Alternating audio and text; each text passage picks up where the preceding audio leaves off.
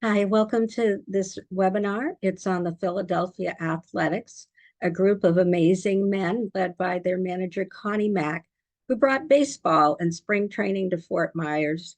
We also happen to have a spring training exhibit in our museum, which I hope you'll get a chance to visit.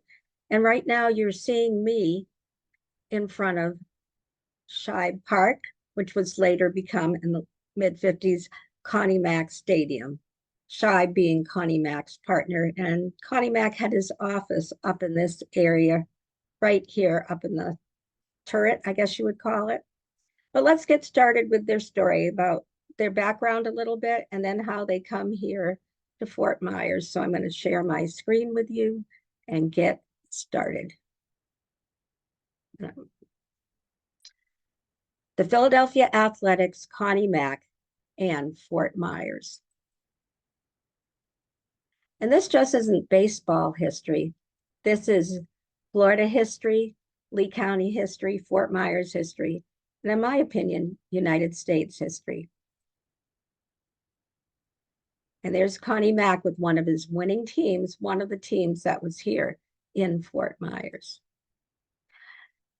Just a quick background before we have the Philadelphia Athletics that we start to know. In 1901, that's when the team was formed, because that's when the American League was formed. But before that, there's several incarnations of the Philadelphia Athletics, and I promise we'll get to the good stuff real soon. But we're going to focus on the team that existed from 1901 to 1954. But the name Athletics originated in the late 19th century, back when there were baseball clubs. And there was various Philadelphia athletic clubs. So before they were teams, they were clubs. Though at some point people start paying to attend. We're going to have the National League be formed in the 1880s and the American League in 1901. But they would have these clubs and they would all come together. Well, eventually that team joined the National Association of Professional Baseball Players. And when I put the word baseball as two separate words, that's how they would spell it back then. They joined it in 1871 and they played there until the league folded in 1875. The Athletics then played in the first year of the National League of Professional Baseball. So there's probably all these names you're hearing you never heard of before, because this is how professional baseball gets started, before being removed due to financial problems. The Philadelphia Athletics played in what was considered the first game in history of Major League Baseball on April 22nd, 1876, losing to the Boston Red Caps 6-5, but it's still not American League Baseball at this point. The Athletics began as a part of baseball wars between the National League and the new American League that began in 1901. In Philadelphia, the Athletics lured several of the National League's Phillies from their contracts. These are American League players. They're trying to bring American League Athletics. They're trying to bring the Phillies, who was a National League team in Philadelphia. So at that point, they had two teams, and bring them over to the American League. But they lose in court. You know, people are not happy. You're trying to take my guys away from me. We're both Philadelphia teams. So then the Philadelphia and manager, and that is a long story about how they get around that rule, by the way, but that's for another day. He decides that he's going to start a football team. So the Philadelphia Phillies actually had their own football team, but remember, they're still not the Athletics. But the Athletics are going to follow along. And A's owner, Ben Shibe, who owned the team along with Connie Mack, fielded a team made up of several baseball players, as well as Connie Mack as the team's general manager. And he is an amazing man, but he's certainly not a football expert. And he named former Penn coach Charles Blondie Wallace as their team's coach. Each Philadelphia team was named after their respective baseball teams, and they became the Philadelphia Athletics and the Philadelphia Phillies. And there was actually a Pittsburgh team, I think, as well, but that only lasted from 1901 to 1902. And if you look closely, you can see Connie Mack sitting in the middle of the football team there. So that's the baseball club up top, the football. And now we're going to get to the history of the Philadelphia Athletics and get to the place where they come here to Fort Myers. This is 1901. And Ben Johnson, the head of the newly formed American League, has asked Connie Mack to be a manager of this team, along with Ben Shibe, who is an equipment manufacturer. And he and Connie Mack have an unbelievable partnership that lasts for about 21 years.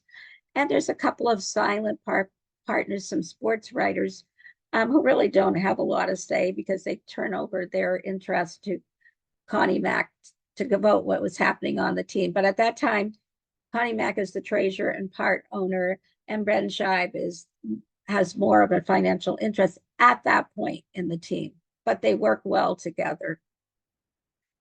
When Connie Mack arrived in Philadelphia after being appointed manager and stockholder by the Ben Johnson, president of the American League, he had nothing. Basically, Mack had nothing. He had to find a place for players, he had to find money, and he had to build a ballpark. And I've already told you a little bit about Shibe. So Mack and his partner Shibe considered several pieces of property for the park before finding an appropriate one in the brewery town. And yes, it's named appropriately, section of Philadelphia. Columbia Park was built at a cost of $35,000. And if I put it in today's money, it would be a lot, but not nearly what it would take to build a ballpark today. Not even a fraction. Its original seating capacity was 9,500. Mack lived in a house across the street from the field, and eventually many players moved into the neighborhood too. Remember, it's called Brewery Town, so you get an idea of what goes on there.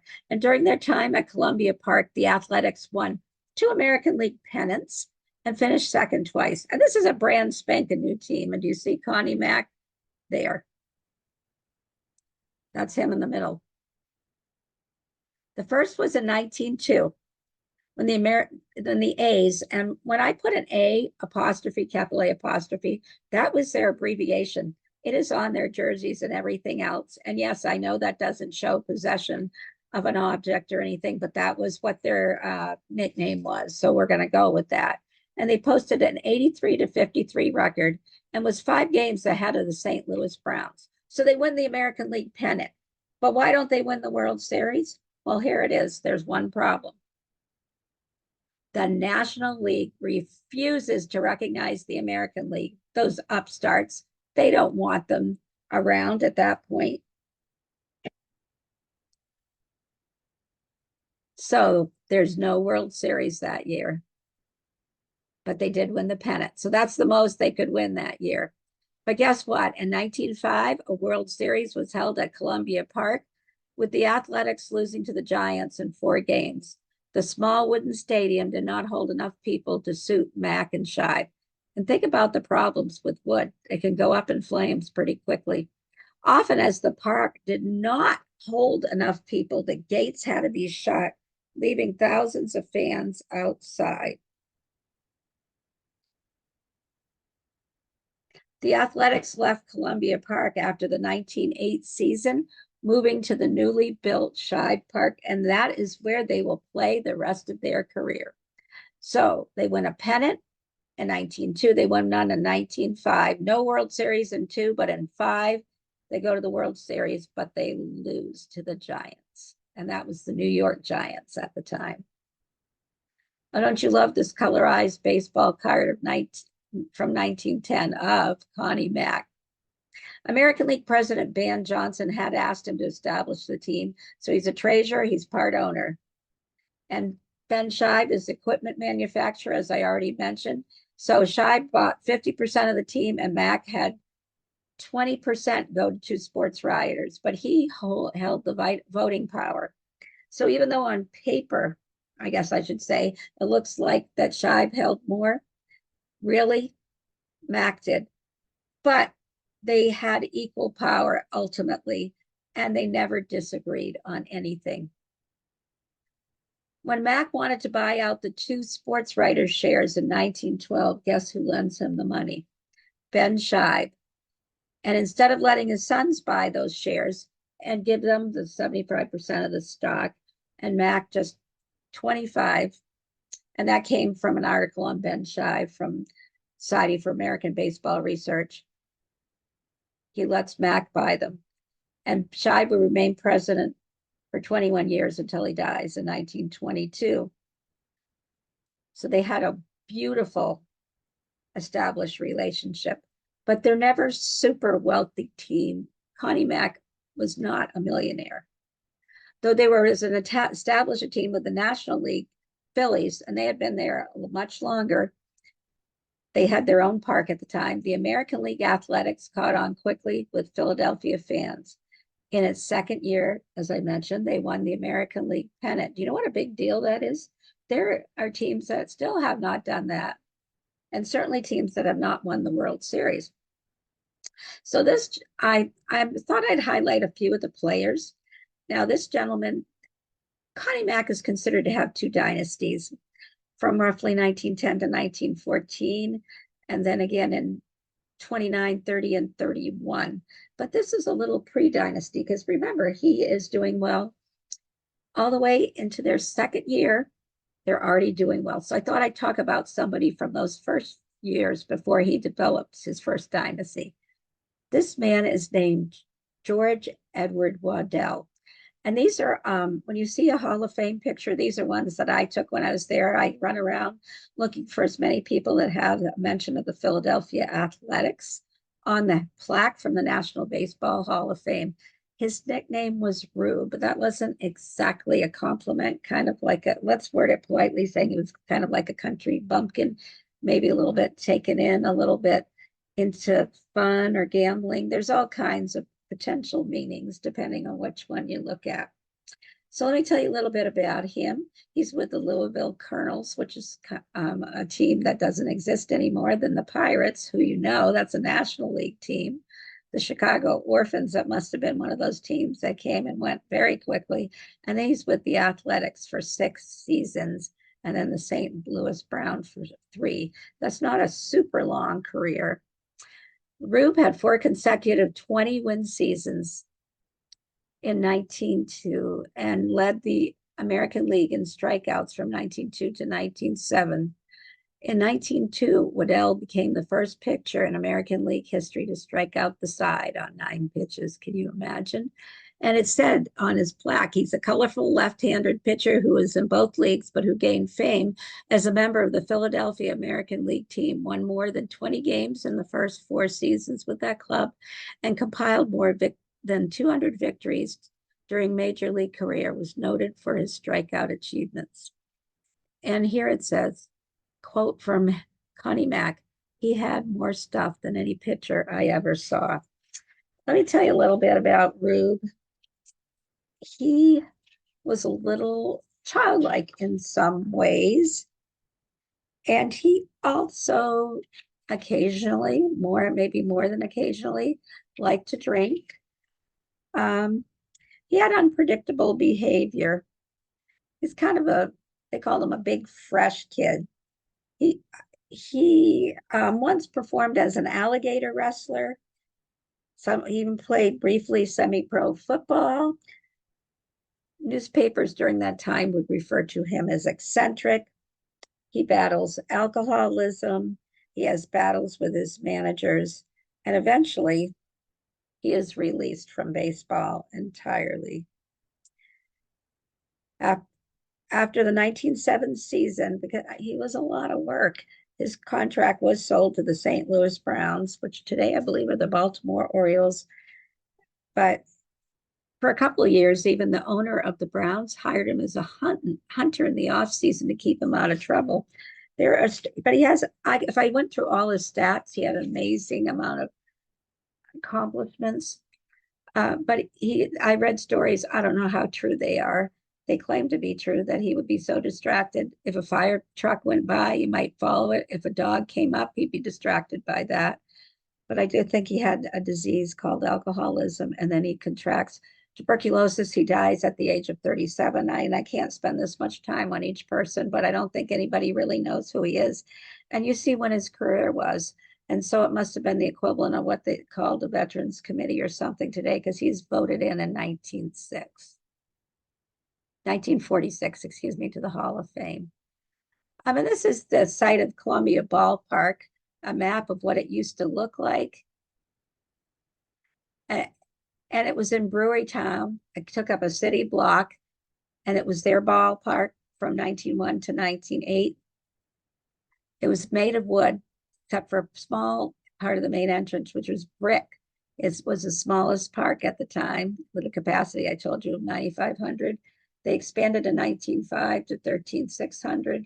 And at one point in 1905, they're going to the World Series. They pack in 25,187 games. And just give you some of the names that, in case I didn't get everybody's plaque, but boy, I've got a mission. I thought I had most of them, but I don't. There is Nap Lajoie, Eddie Plank played in that park, Elmer Flick, Rube, I told you about him, Albert Bender, who you probably don't know who he is by that name, unfortunately. Another name was Chief Bender, his nickname, Eddie Collins, Jimmy Collins, and Home Run Banker, which also another nickname. And after the season, they moved, but I thought you get the idea of what's going on. And around the edges, if you can see, all the breweries were there, and where Connie Mack lived, and that was the site of their ballpark. Of course, there's nothing left of it today. And this is courtesy of Shive Park page on the National Baseball Museum page. And it was the first, I'm going to tell you just a little bit about this, and then we'll get back to the team. Concrete and steel stadium in the majors. It was completed in under 1 year. Look at the size of it. That was amazing. The city block on which the ballpark was built, it was on Lehigh Avenue and Somerset Street. It was named after Ben Shive, renamed Connie Mack Stadium in 1953. Upper deck and left field stands added in 1925. Mezzanine added in 1929. Here's an interesting fact. Before 1935, the residents could see the games for free over the 12-foot right field fence, and fans could see the laundry lines on the rooftops of the 20th seats houses. Connie Mack lost a lawsuit to prevent this, so guess what? Because the people were peeking and going on rooftops or everything else, he built a right field spite fence, quote unquote, so people couldn't get to see the game for free. And I understand this. This is how they have to make money to be able to pay the players. It was the site of a 1952 and a 1943 All-Star game. Isn't that amazing? It was that late in time. An old Yankee Stadium scoreboard installed in the front of the right center wall in 1956. And then we're going to have them gone, the Athletics, but the Phillies will be there. The last game was played on October 1st, 1970. Home plate was moved to Veterans Stadium, which is where the Phillies go in 1971. Damaged by fire in August 20th, 1971. And at one point in the Home Baseball Hall of Fame, they had a picture of the place after it got burnt. I believe some young children, maybe teens, set it on fire after it was abandoned. I saw a picture of it too as it was abandoned. It was torn down in June 1976 while the All-Star game was being played at Veterans Stadium, the home of the Phillies. And it's now the site of a church. So it's the Athletics' homes for many years, but the Phillies have a home that's not so great. So eventually they will share it. This, you will see a picture if you go to the Hall of Fame's webpage of Eddie Plank, one of their most fabulous pitchers of all time. That's his sweater. And by the way, they're not coats, they're sweaters, and the team did wear them. I think I have a picture here that I took. It's really hard to get a picture because I'm not a great photographer and the light is bouncing off of everything, but that's a full picture of Eddie Plank's sweater. I almost called it a jacket. They have several display cases of things to do with the Philadelphia Athletics there. I would urge you to visit and learn more about the early days of baseball. And they're also coming out with a new black baseball exhibit in May. But there's all kinds of trophies and things they used to give to Connie Mack and team members back when they did that for baseball players and baseball teams. And I will tell you a little bit more about Eddie Plank because he is one of my favorites of all time. Philadelphia Athletics on the field at Shive Park in the 1911 World Series. Athletics third baseman Frank Baker, home run. Baker is second from left. Baker hit 2 home runs in the series as the Athletics beat the New York Giants, earning him the nickname Home Run Baker. And look at them all in their sweaters. I don't think I've ever seen a player in modern times, not since I've been alive, be in a baseball sweater. And there's their logo on there. The Athletics have the logo of the white elephant. I don't remember if I put that in here or not. So if I didn't, their rival from the New York Giants, John McGraw, the manager, kind of was poking fun at them, even though he does have a great respect for Connie Mack, and said they were nothing but white elephants, meaning, like something that you'd sell in a rummage sale. They're really kind of nothing anyone desires, but guess what? They were something. And Connie Mack embraced that emblem, and it went on their sweaters. And you can still occasionally see it with the Oakland Athletics today, though they don't wear sweaters. Let me tell you a little bit about that dynasty team. They were called the $100,000 infield because that's the total of what they paid them, which was considered a fair amount of money at the time, though nothing like today. And this was called the dead ball era, when they weren't focused on slamming those home runs. Everything was just played slightly different during that time. And the team was extremely successful. The infield consists of Stuffy McInnis. Don't worry, I'll have a plaque with his real name on it. Eddie Collins, Jack Barry, and Frank Home Run Baker. In 1910, they won the World Series. McInnis did not become a regular, replacing Harry Davis until 1911, when the A's won the World Series again, back-to-back World Series. The foursome were also part of the 1913 World Series championship before the A's were stunned. And trust me, they were stunned by the Boston Braves in the 1914 World Series. And that was a shock because the Braves by midsummer were just a wreck in the basement, and they weren't a team that anyone thought could challenge the mighty Philadelphia Athletics. The quartet was broken up in 1915 when Eddie Collins was purchased by the Chicago White Sox. And Baker sat out the season because of a contract dispute. Later that in the year, Barry was sold to the Red Sox. McInnis remained with the Athletics through 1917. And everybody has a different date they go into the Hall. But what's interesting to me is sometimes it's a long time before their achievements are recognized. And there are still people that deserve to be in the Hall that aren't in there yet. And we hope that they comes up. I think they're going to have another, they don't call it veterans or old timers, but some people that haven't been considered next year or late in December, January will be revealed. So in 1939, Eddie Collins is admitted to the Hall of Fame. It tells he's with Philadelphia Athletics and Chicago White Sox. And then he went back to the Athletics in later years.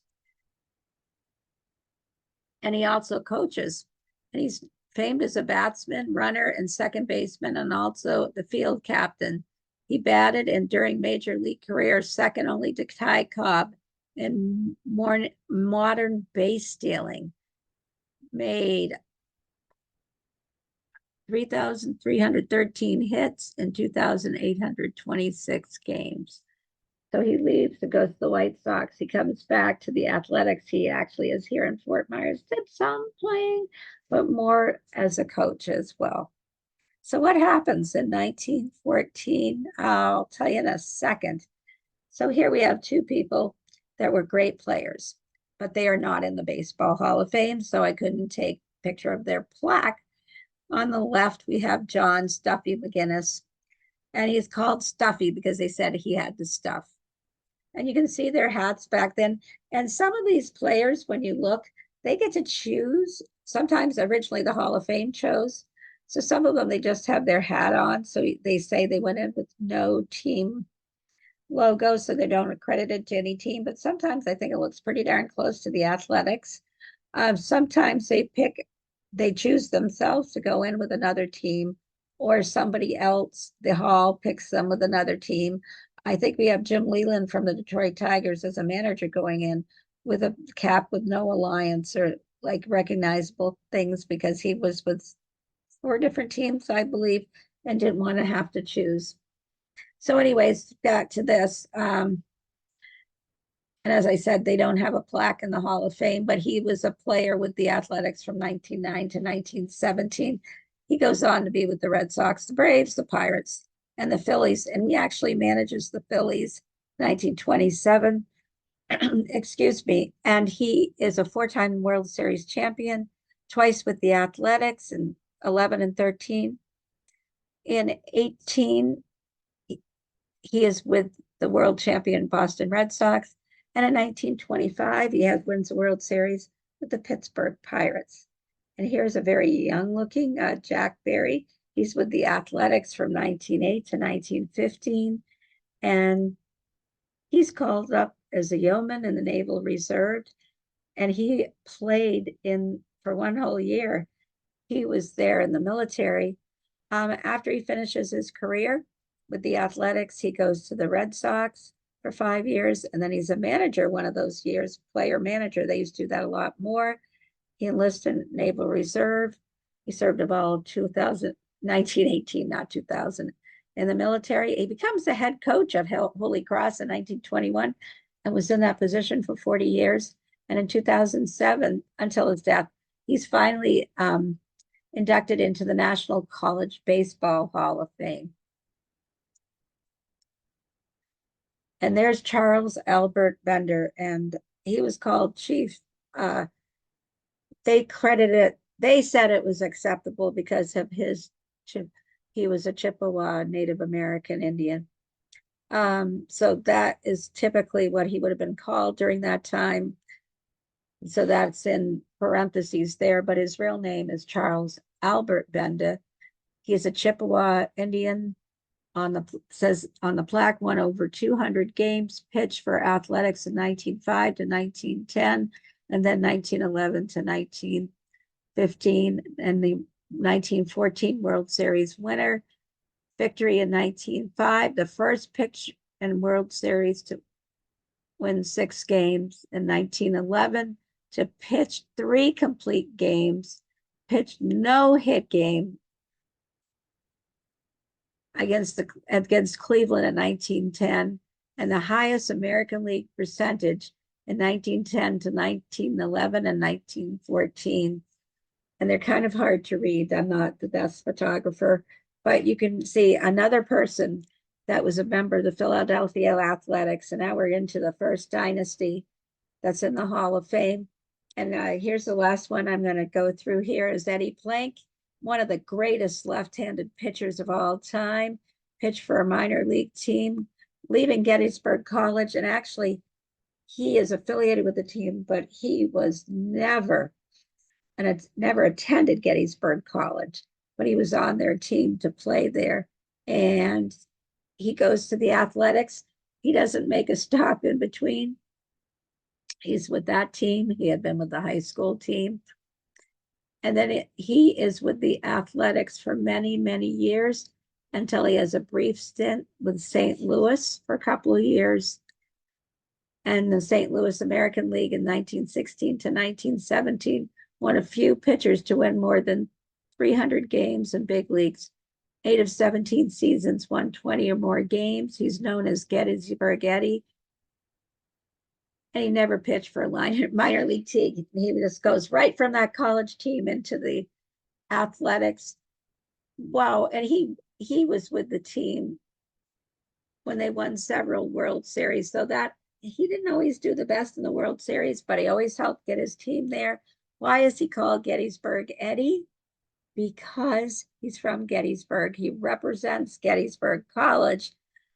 He plays on that team, but he just played schoolboy ball, and he's one of my personal favorites. He never played here in Fort Myers, but now as I talk about it, Charles Bender is class of 1953.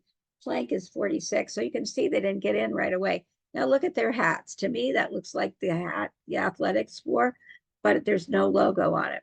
So I'll leave it there. So they're not credited as being going in as an Athletic because of this. And why? Why does this team's these $100,000 infield? They won a bunch of pennants and they won 3 World Series titles. But what happened in 1914? Nobody expected the Braves to win. They did. And I think Connie Mack felt like his team gave up a little bit and he just didn't feel quite the same about them. He's going to dismantle them. And we also have World War I coming up, but very sad that they were dismantled like that. I think Connie Mack did what he thought was best for the team. It fell to him. There's no way on paper that the Braves should have ever won. I'll let you research more and tell me if you think the team gave up or not. Okay, here I am. I put myself in here with my Red Sox shirt, but this is one of my favorites of the players on the Athletics. That's Eddie Plank's grave in Gettysburg. If you walk just a little further straight ahead, there's a hotel on the other side. And here is his grave on the other side saying when he was born, when he died in 1926. When he's done playing, he goes back to Gettysburg. So the Hall of Fame says he became a battlefield guide. I know of a picture where he takes Connie Mack around with someone else in a Model T. He has a body shop. He has a garage. He sells cars. I need more information if he actually just did casual tours with friends or if he actually gave battlefield tours. I don't even believe the Battlefield Association of the Battlefield Guides was there yet, but that's neither here nor there. You'll see them all there. And so Eddie is one of my favorites. I'll talk about some other ones, but I'll confess right here, Connie Mack is my absolute favorite. He's the manager. He's the man, in my opinion. And I put this ad in here in 1913, besides that being a great year for them. They went, but you know what? Thought you'd find that interesting that a team was affiliated so much with cigarettes. Fatima, Turkish blend cigarettes. And you can see the names above their pictures of ones I talk about. Look at it, Connie Mack. Looks a little different when he comes here to Fort Myers. The 1916 team, remember, they're being dismantled, had one of the worst records. So we go from 1913 being a World Series winner and 14 having an amazing year until they go to the World Series. They're pretty much dismantled. And they have a 235 winning percentage. They were so bad that sports writers, instead of the Athletics, dubbed them the Pathetics. And nobody thought that Connie Mack was going to come back from this. But guess what? He's going to. And there's the 1911 World Series champs.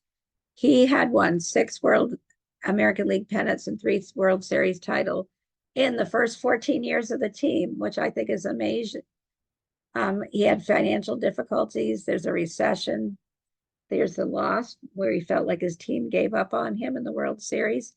There's a federal league that lasts for a few years there that also gives him competition. So he dismantles his dynasty, and the team is pretty bad for anywhere you can look at it from between 7 to 8 to, I'd say, almost a decade's worth of badness.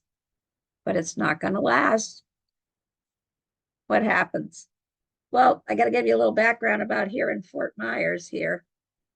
And by the way, so we've got 10 years of after like 1915 till the Athletics come to Fort Myers in 1925, that they're a pretty bad team with not a good record. But Connie Mack is going to come roaring back. And what's happening here in Fort Myers?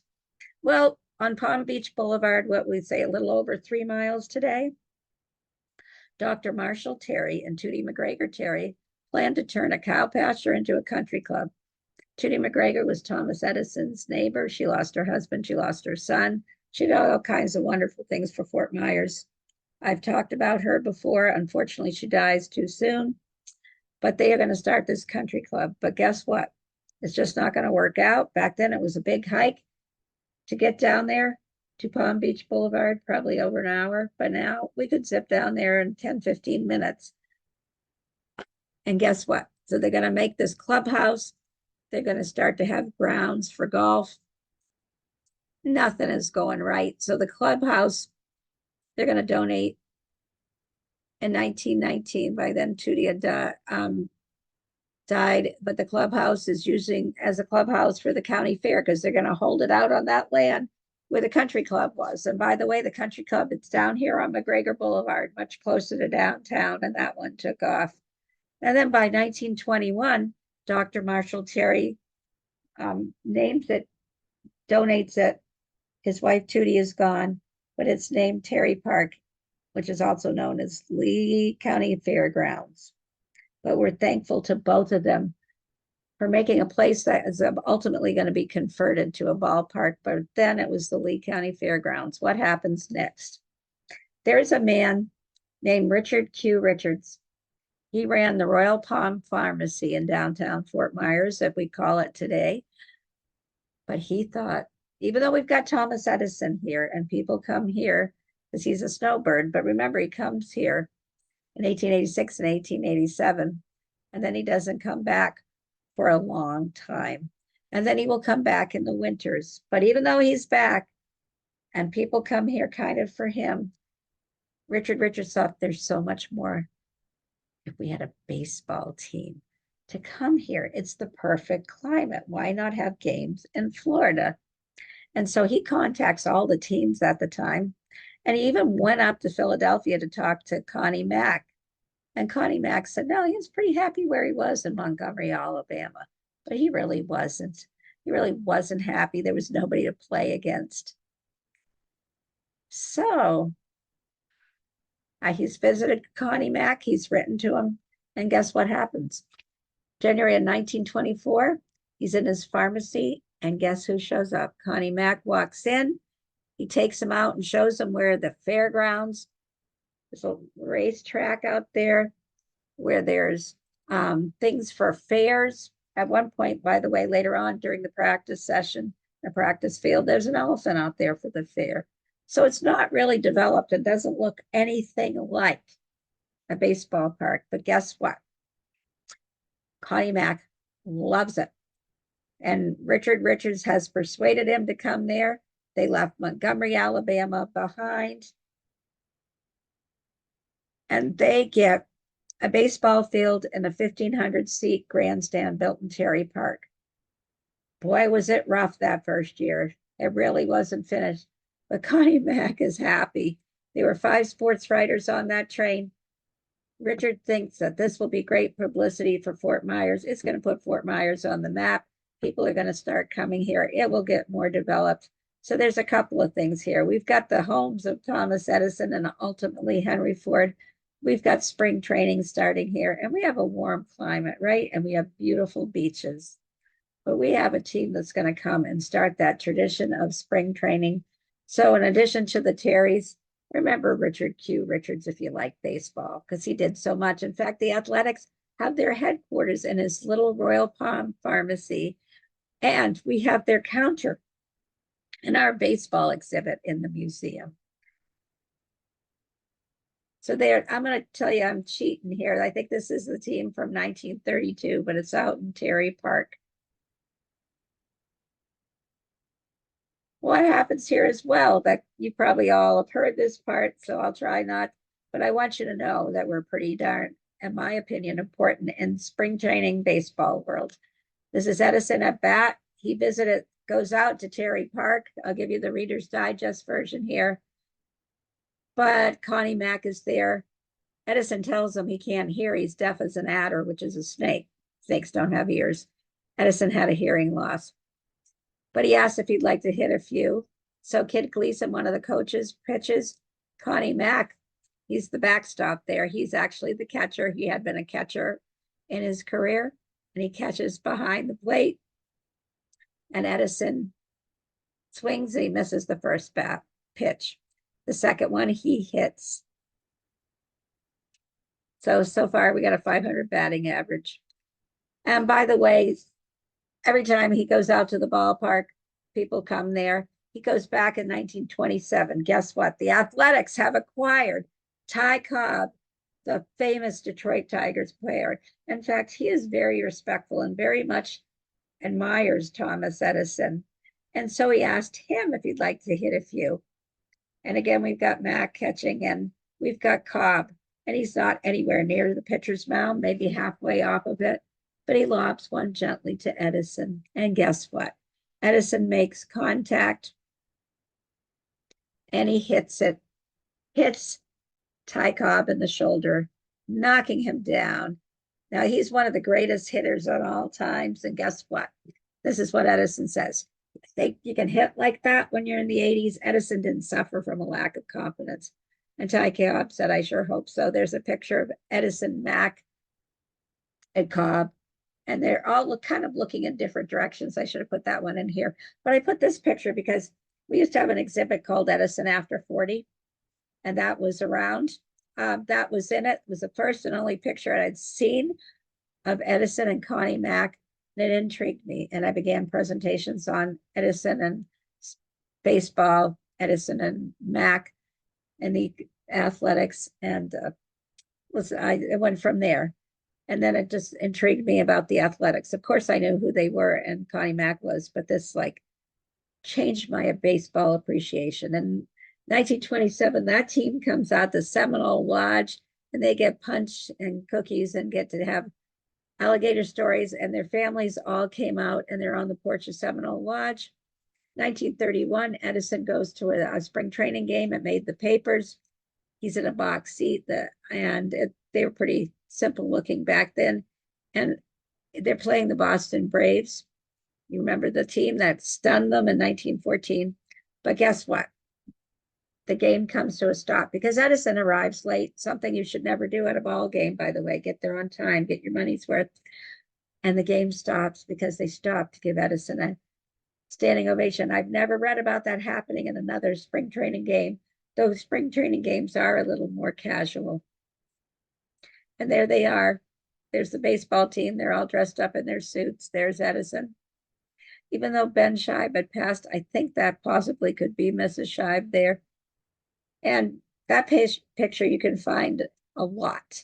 Very well-known picture of the athletics. I wish every ball team would come here on our porch. So what happens? The team comes here. They're gradually going to get better. He's starting his next dynasty. So we're in the right place at the right time to enjoy that. So in the early 20s, he begins assembling his next dynasty. This was after it was suggested that Mack was now in his early 60s. And by the way, his real name is Cornelius McGillicuddy. It's never legally changed, but future generations that are named Cornelius McGillicuddy also shorten it to Connie Mack. But then was suggested that he was too old and should retire. Wrong. Starting in 1922, his team made steady gains until 1925 when they jumped to second place. By the end of 1925, he adds future Hall of Famers, people that were here in our ballpark, Terry Park, just 3.33 miles or so away. Al Simmons, Jimmy Fox, Mickey Cochran, Robert Lefty Grove, all acquired from minor league clubs, people he discovered to his roster. They finished second again in 1928. There they are. And he had two future Hall of Famers finish their career with the A's. I told you about them. One of them, Ty Cobb, and also Tris Speaker. He had been with Cleveland. He spends his last year. So very cool. We had a lot of Hall of Famers. If you go to Terry Park today, you can see the banners that tell who was here. And they'll even include somebody that was borrowed for one time, like Babe Ruth one time, no hits. They loaned them. They wouldn't do that today, or people that were on other teams, but they are hanging there. 5 future Hall of Famers take the field at one time for the Philadelphia Athletics. And the Baseball Hall of Fame talks about this. On June 11th, we got Eddie Collins, Zach Weed, who's only there for 1 year. He was a Brooklyn Dodger. Ty Cobb, Al Simmons, Jimmy Fox. Later on, 2 more entered the game. 7 Hall of Famers in one game. And that was Mickey Cochran and eventually Lefty Grove, the famous pitcher. Some people consider him the greatest pitcher of all time. Guess what? They still lose to the Tigers. My friend Jennifer would be excited about that as a Tigers fan, and Glenn Moore, you'd be excited too, that works here. But they lost 6-5, even with all those Hall of Famers. You know what Hall of Famers that played that was on the Athletics? I'm not including the guest visitors. We got Ty Cobb. He goes in the Hall of Fame as a Tiger. Mickey Cochran. I'm really surprised by this one that he goes in as a Tiger. Jimmy Fox also surprised me. Boston, Al Simmons. He goes in as an Athletic. Eddie Collins left blank, but it sure looks like, to me, an Athletics cap. Lefty Grove also goes in Boston. I shouldn't fuss because you know I'm a Red Sox fan. Tris Speaker, of course, was only there 1 year. Cleveland, Zach Wheat, 1 year a Dodger. That makes sense. And manager Connie Mack, he goes in and is an athletic. And there's Lefty Grove and Mickey Cochran. And I was worried I wouldn't have enough to fill this presentation. Wrong. No, I never really thought that. I had to cut out so much because they are such a great team and there's so much history. The A's won 3 World Series and 4 American League pennants, I told you. But then they had 10 back-to-back losing seasons. But then the Athletics are going to finish above 500 for 9 seasons in a row, 1925 to 1933. They won 3 American League pennants, 1929, 30, and 31, and 2 World Series, 1929 and 1930. And this is considered their second dynasty. This is the cover of Sports Illustrated from August 19th, 1996, and they are called the team that time forgot. Oh, and by the way, I want to say something. The greatest ball team of all time, I don't know if I put this in here, is considered the 1927 New York Yankees. And I will submit to you that the 1929 and the 1930 Philadelphia Athletics and even up to 31, because they did so well in the pennant race, can rival those Yankees. And here's a picture of the American League pennant winners in 1929. There's Connie Mack in the middle. Here's a World Series ring. I don't know if you've seen World Series rings today. They have so much bling on them. They're big. They changed the design. There they are with their elephant and a little stone in there. I'm considering as a diamond, but that's from 1929. So you can see their rings were a little simpler, but probably just as meaningful.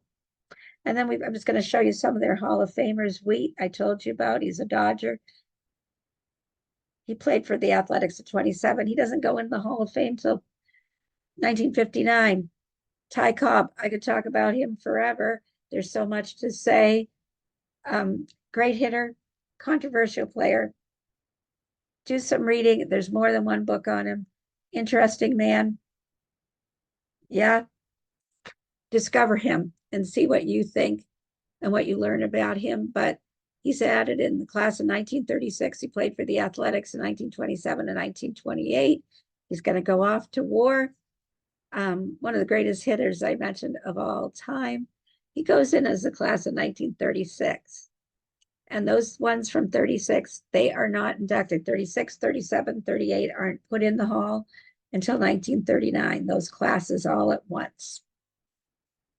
Here we go. 1925 to 1935. There's Mickey Cochran, one of the greatest catchers of all time and a great hitter. And a manager.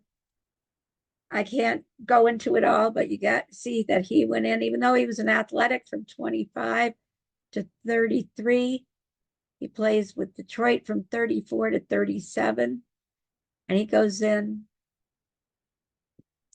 as a Tiger. And you guys can see that he did service in the war as well. And he goes in as a class of 1947. So he doesn't go in right away. And he plays until 1937. And here's somebody that goes in and is an athletic. And again, these are all pictures I took. He plays for them from 1924 to 1934. He goes in and is an athletic. His name is Al Simmons, Aloysius Harry Simmons. And he played with 7 major league clubs. But he's with the Athletics for 11 seasons, and that's who he goes in as. And you could go online and look up these players, look at their plaques. And then you could come here and learn. We talk about the first dynasty. We have some about the second dynasty, not as much about the individual players. But I promise you something. You come by and you want to know about any of that dynasty, I'm here most weekdays. I'll talk to you about it. And I love this quote. It says, I wish I had 9 players named Al Simmons. They played with their whole heart. I don't think Connie Mack ever thought they gave up on him. 1925 to 1933, one of the greatest pitchers. I told you probably maybe even the greatest. This is Lefty Grove. He was with the Athletics from 25 to 33. So that's 9 seasons. He is with Boston from 34 to 41, 8 seasons. But he goes in as a Boston Red Sox. He's a 3-time pennant winner. Robert Moses Grove, known as Lefty, class of 1947. So remember, some of these guys, they have to be voted with another committee, not right off when they're eligible. I can't go through all those, but it's interesting. And here on the right, Jimmy Fox. He is with the Athletics from 1926 till 1933 or 35. And he also becomes a Boston player, and he is admitted as one. And he's with a couple of other teams. He was an amazing batter. He doesn't get admitted till later either, class of 1951. This guy on the left here is only with the Athletics for 1 year. And he didn't even start. I always thought maybe he had started here, but it was a little later in the season. But I'll explain why in a minute. His name is Wade Charles Hoyt. Wade Hoyt, known as Schoolboy. There's a new book about him called Schoolboy Hoyt. He was, I'm a Red Sox fan, right? He's a New York Yankees pitcher from 1921 to 1930. I mean, he pitched amazingly. And then he's with Boston, he's with Detroit, he's with Philadelphia, just for that one season. And then he goes with New York and Pittsburgh. But his fame and acclaim was the Yankees, but he's also with the Red Sox. But he's only here. He is on the World Series team. Wouldn't have been here in spring training, I guess. I found out it was a little bit later. I was hoping he was.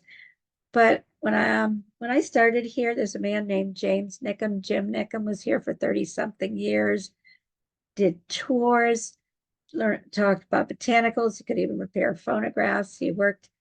I started as a newbie. He took me under his wing. Then he ended up giving tours when I became the coordinator of the department. But this is his father-in-law, his wife Susie's father, that daughter from his first marriage. I believe he had a daughter and son from his first marriage, and then a son from his second marriage. But he used to joke and tease me about him being a Yankee, but he was also with the Red Sox. He's with the Athletics. That new book is out about him if you're interested. So anyway, this one is for Jim. There you go, Jim. He was on the World Series 1931 team, along with the guys that were here in Fort Myers. What story is this?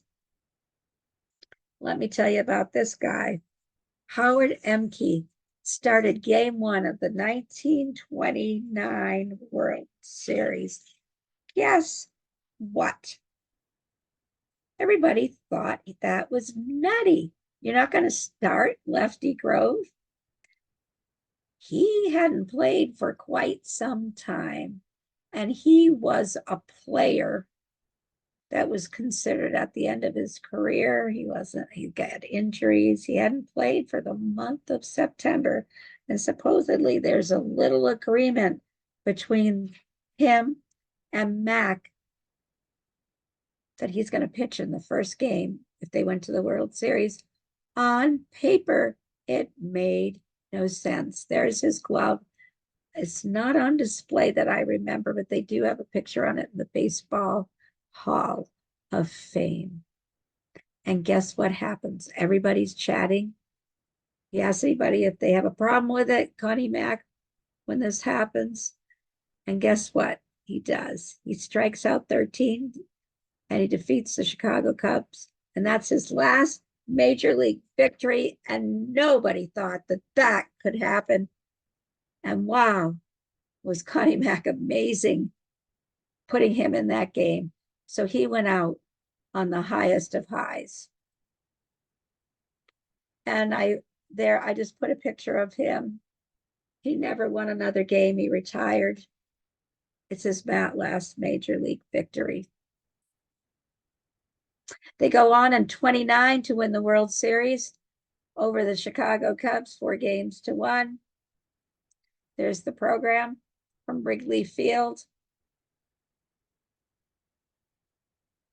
For my friend Chris, 1930, they pay, and Matt, our curator, and Chris, who is a historian, and they're St. Louis fans, and heck, they beat the Red Sox sometimes, and we beat them. But in this year, in 1930, the Philadelphia Athletics beat the St. Louis Cardinals 4-2.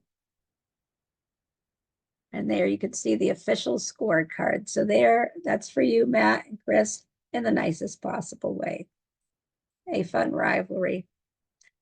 I talk about it again. I didn't remember I put this in here, but the 1927 Yankees who won 110 games, finished 19 games of second place Philadelphia. They were ahead, and they're claimed as the best team. But guess what? According to most players who played in that era, 27 and 28 Yankees, and the 29 and 30 Athletics were pretty matched. And I would even put the 31 Athletics, because until they lost in the World Series, they were a pretty amazing team. Were matched up so closely that they were nearly equal, with the A's given the nod, I think, on hitting. Here we go, the souvenir program for the World Championship in 1931. And there you see the elephant and the bird. So that's the Redbirds, that's the Cardinals, and that Matt and Chris could be happy because they do defeat the Athletics 4-3. They had captured their third straight American League pennant, winning 107 games, pushed their 3-year victory to total to 313 games won. But this is the World Championship, and they won't win that. They lose. You saw it there. The team of 1929 to 1931 won 3 pennants and 2 World Series when Ruth and Gehrig were at their peak. The stock market crash and resulting depression brought the team to its knees. They lose in 31. Things are pretty rough in baseball. Scheib has died. Connie Mack doesn't have an outside source of income.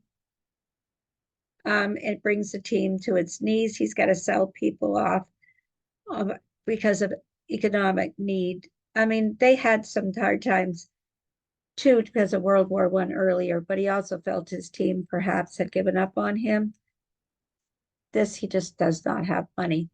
But the Athletics won the 107 games in 1931, and those 313 games, those are amazing players. And they're shaking the hands of another team that they're playing in the World Series. Okay. Yes, that little redhead there, that's me. Why am I standing with these players? Because they are all admitted to the Hall of Fame in 1931 from the classes of 36, 37, and 38. I know you see Babe Ruth there to my right. And yes, it's funny because most people, there's a bench there, you can sit and have your picture taken. I had to stand up because I'm only 5 feet tall. But Connie Mack is there. I'm a nerd. I wanted to stand next to Connie Mack. Actually, wanted to sit, but I couldn't because I was too short. And there I am. And he is in the class of 37, the second class. Where's Ty Cobb? He was admitted that year. Guess what happens? He's late. There's different stories. I heard a docent in the Hall of Fame say he's in the hospital. He sneaks out. He takes the train. He gets there and he arrives late. Other stories are they drove from California with his son and they just got there late. Why? They didn't ask for a new picture to be done. I can't answer that, but I'm going to read his plaque. I didn't pace myself as much as I should have here reading all this, but he was a star catcher, but famed more as the manager of the Athletics since 1901, winner of 9 pennants and 5 World Series championships, and received the Bach Award, which I think he was most proud of for his contributions to Philadelphia. But he is from Massachusetts, by the way. He's a class of 37. I think he has 65 total years in baseball, 50 years as a manager for the Athletics. Let me go over his story quickly here. The Great Depression and the highest payroll in the league caused him to sell off his second dynasty over several years as they dropped to last place. There he is there. That's how people remember him. He always had that program. He's in the dugout. Lots of times he even had the starched high collar. He holds a rolled up program to gesture with. He never ran out on the field having a temper tantrum. He was always a gentleman. In December 1935, Mack completed the dismantling of his dynasty when he traded Jimmy Fox in a 4-player trade that brought $150,000 in cash. They need money. They don't have it. One other thing for you to know is that there wasn't a farm system for the athletics for the team to build on. And by the way, they will be here from 1925 to 1936. So some of their very best years, they are here. And the Athletics finished in last place 9 times in 12 years.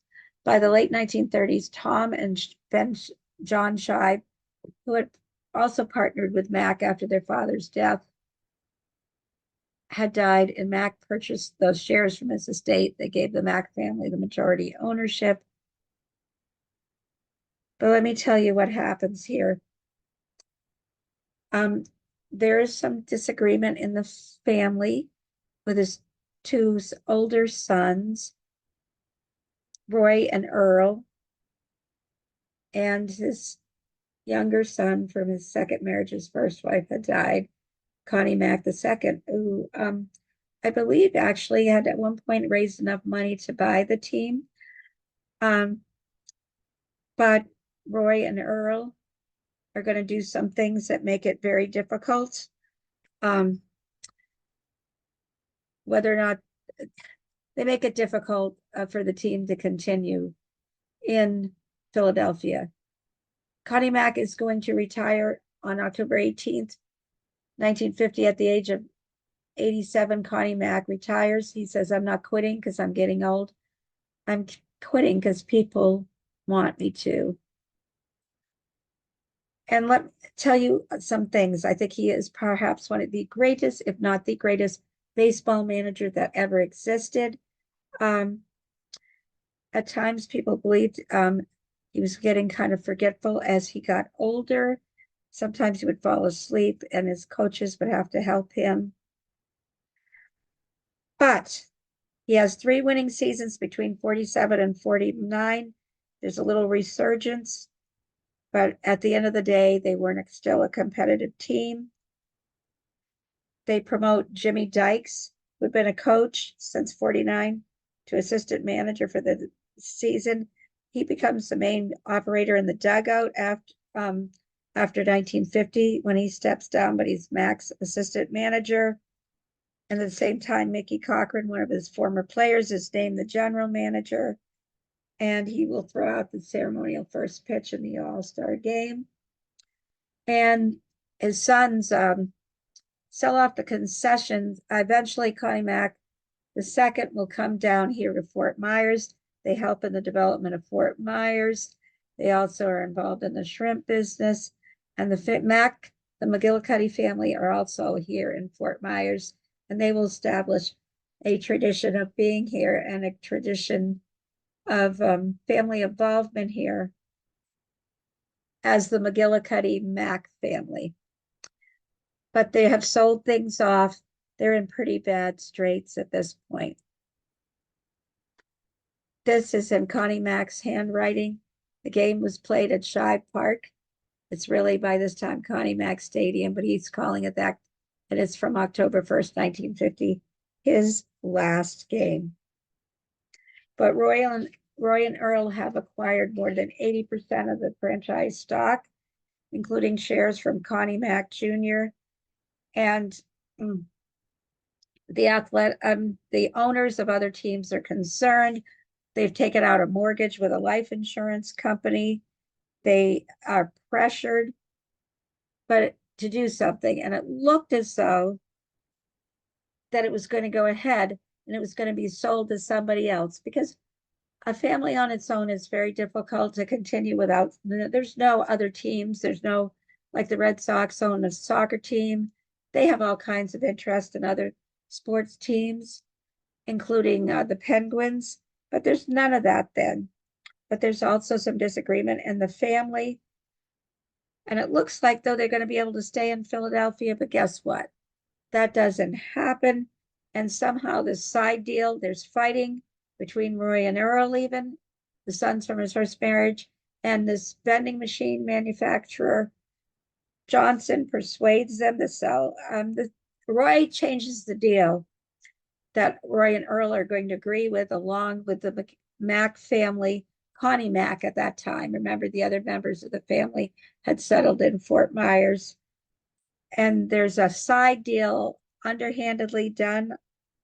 And guess what?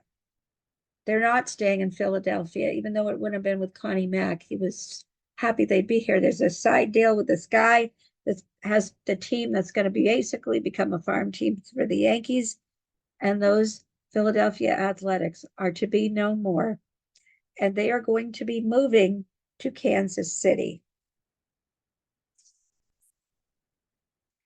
There's not much left of the team. They are going to go to Kansas City. And they're going to relocate there in 1955. That's a very complicated tale that I don't want to focus on as much. They go to Kansas City. They are there for the picking for the New York Yankees, mostly during that time.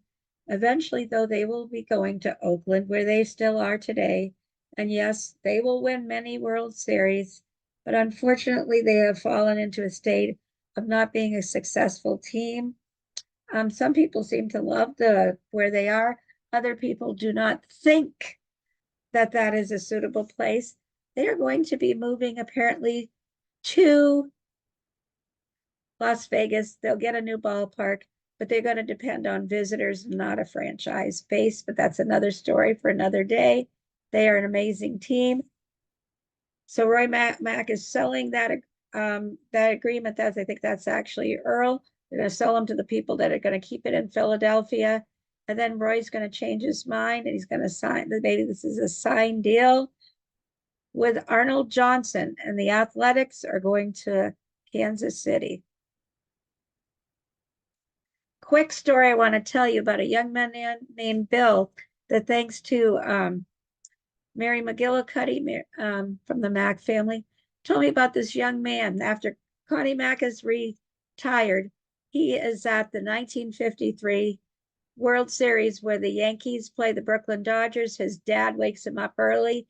They're going to that game. There's a program there. His dad says, go over there and talk to that older gentleman. Now, this is young Bill. Young Bill doesn't know who that gentleman is. You know who it is? It's Connie Mack, a legend, a man who won 3,731 games, way ahead, like 800 games in the next closest rival, I believe, which is Tony La Russa. I could be wrong on the figure, but way ahead. Well, anyways, young Bill gets that program signed. If you look, you could see he was gracious enough to let me have a picture and to talk about it. You can see Connie Mack's signature on there. He gets him to sign it. There's a picture taken. There he is with Connie Mack. Connie Mack is 90 years old. Bill, who lives here in Fort Myers, is 9 years old. At least he lives here seasonally. And the newspaper, New York, some kind of daily paper. He thought it was the Mirror, but I think that's a UK paper. But whatever paper it was in their center spread.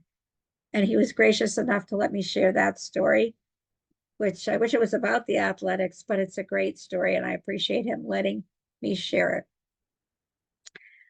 On March 15th, 1956, just 44 days after the death of Connie Mack, there's a sculpture commissioned. It is waving his scorecard in the dugout. It's entitled Mr. Baseball, and it's relocated from Connie Mack Stadium. It's relocated. It's put there in 1957. The Phillies are still there because they're sharing the park with them. But that would be another story. I could do a story on the ballpark. It's relocated to the Phillies' home, a Veterans Stadium, in 1971, because that's where he was from. And I'm from all those years. He was a Massachusetts originally. But it was moved to Veterans Stadium. When that's gone, it was found in Citizens Bank Park, where the Phillies have their team today. I got to get through this quickly. Talk too much. He fell and fractured his hip.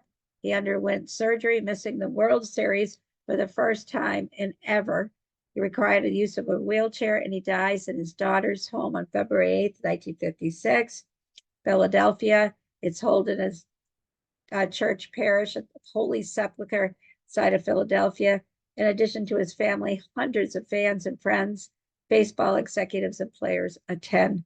Beloved Connie Mack. This is from September 1973. What happens in 1971? They're gone. Somebody sets it on fire, and it's demolished in 1976. And by the way, the Phillies become tenants of Shibe Park in 1938. You know, the Athletics leave in 54, and the last game played there was on October 1st, 1970. Somebody sets it on fire. Come to Edison Ford Winter Estates and see the Fanatics exhibit. It's little, it may be little, but it is powerful, it is exciting, and we have so many artifacts on loan to us from the Mack family, the McGillicuddy, the nicest people. I am such a fan of them. I hang off of them and ask them to adopt me because I think that highly of them. And they are the family of a baseball legend. And here's our exhibit. You're going to get a quick minute and a half peek. And I'm doing this to leave you wanting more. My lead historian, one of the lead historians, Isaac, did this quick walkthrough for you so you could see what you're missing if you're someplace else. Come here. Seats from Shibe Park. Richard Q. Richards' counter from his drugstore on loan from the Southwest Florida Historical Society. Pictures and artifacts here on loan from the McGillicuddy family. Replicas of things, some of them a little loose replica of things like the sweater. Keep on going. There are so many amazing things here.